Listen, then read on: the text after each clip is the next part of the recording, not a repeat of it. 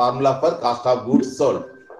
Okay students, so formula for cost of goods sold ఏమంటే opening stock plus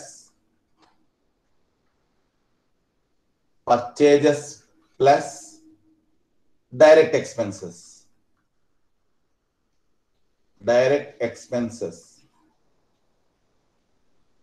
minus closing stock. ఇది student, ఇది okay. So ఎప్పుడు కూడాను this is very very important. Opening stock example మనము దీనికి actual గా gross profit కనుక్కోవడానికి trading account వేస్తాము. బట్ ఏమంటే ఇక్కడ మనం జస్ట్ ఏది ఎక్కడ వస్తుందనే విషయం కూడా మీకు తెలిస్తే బాగుంటుందన్న ఉద్దేశంతో నేను ఇట్లా రాశాను, ఇట్లా ఫార్మాట్ వేసాను ప్రతి దానికి కూడాను. Let us go with that. Opening stock already మనం ఎక్స్ప్లెయిన్ చేసినప్పుడు చూశారు ఎక్కడ ఉందో అది. ఓకేనా, 2 అని రాసి ఓపెనింగ్ స్టాక్ రాస్తాము. ఓపెనింగ్ స్టాక్ ఎంత? 20,000. తర్వాత పర్చేజెస్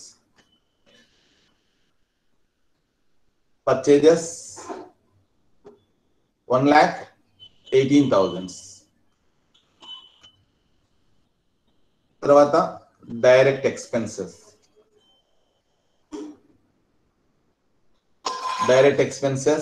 ఎంత? 22,000.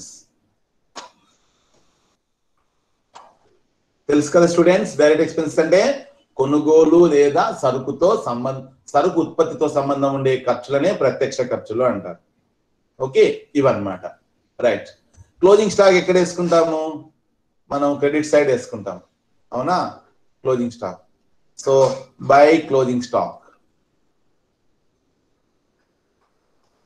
సేల్స్ లేదు కాబట్టి మనం ఫస్ట్ ఇదే రాసుకుంటున్నాం. సేల్స్ వస్తే సేల్స్ రాసుకున్న తర్వాత క్లోజింగ్ స్టాక్ వేసుకుంటాం.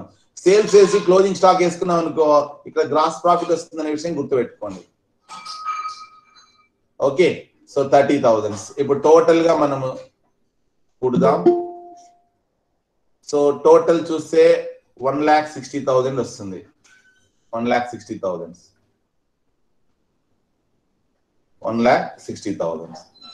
ఇది మొత్తం ఇంకా ఏముంది? Balance carry down. 1,60,000లో 30 పోతే 1,30,000. Okay students, this is balance carried down and this is called as cost of goods sold.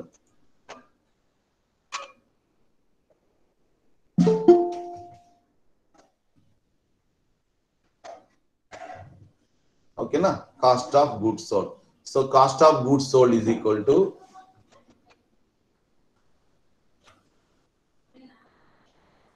$1,30,000. అది స్టూడెంట్స్. ఓకే, అర్థమైందా పాయింట్? జస్ట్ నేను ట్రేడింగ్ అకౌంట్ రూపంలో వేస్తాను, యాక్చువల్ గా అదేం అవసరం లేదు. ఇక దీని ప్రకారం వేసుకోవాలా. ఏం చేస్తాం మనము? చూడు, opening stock 20,000 plus 1,18,000 plus 22,000 plus is equal to 1,60,000 plus cost plus closing stock is equal to 30,000 is equal to 1,30,000 cost of goods sold అని రాసుకుంటాము. అది అర్థం. ఓకేనా?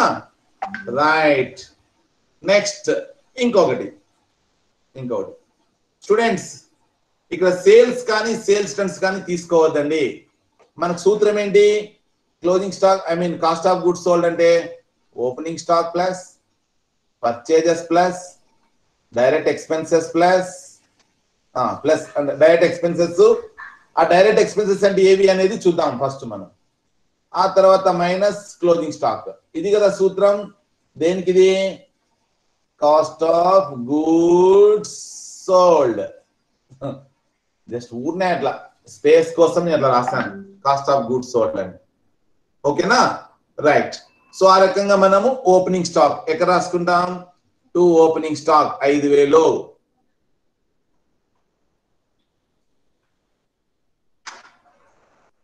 5,000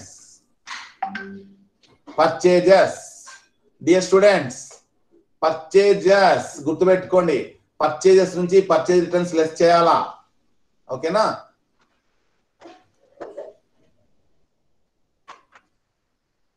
పర్చేజ్ ఎంత ఉంది, ఎంత ఉంది టోటల్ 50,000 ఉంది. లెస్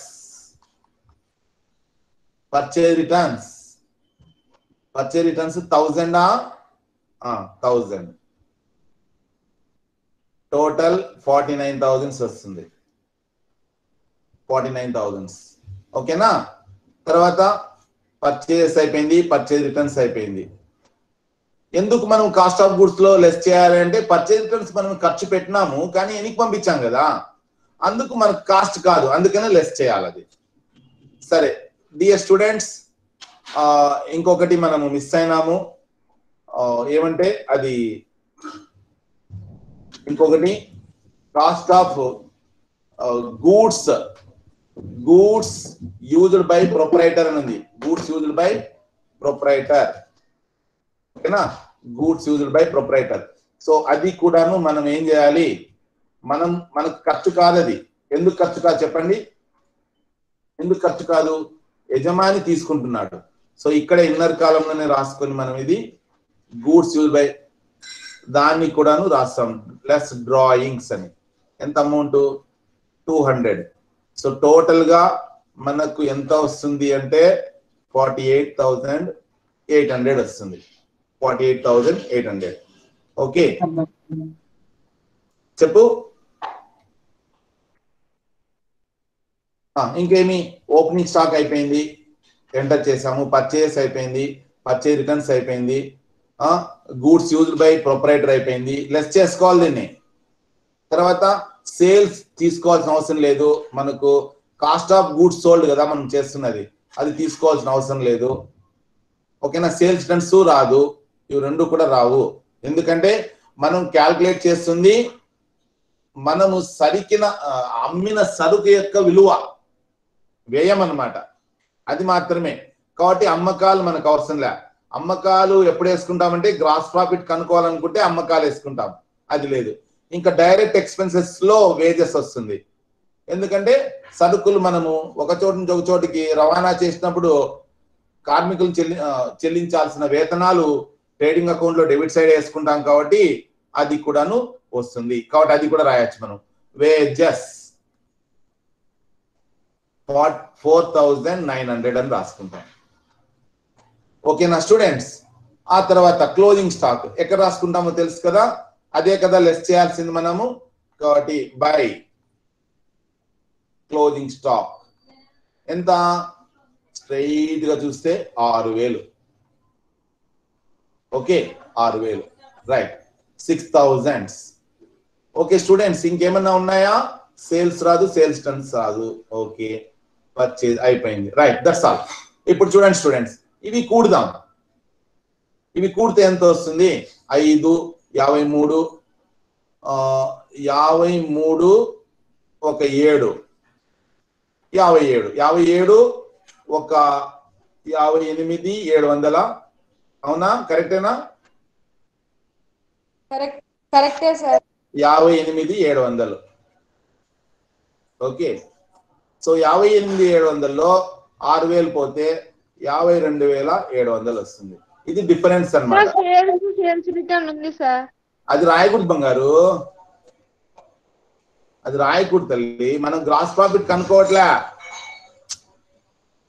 సరుకు ఎంతది బయటికి అమ్మినాము దాని విలువ ఎంత అని. కాస్ట్ ఆఫ్ గూడ్స్ సోల్డ్ అంటే ఏమర్థం తెలుసా?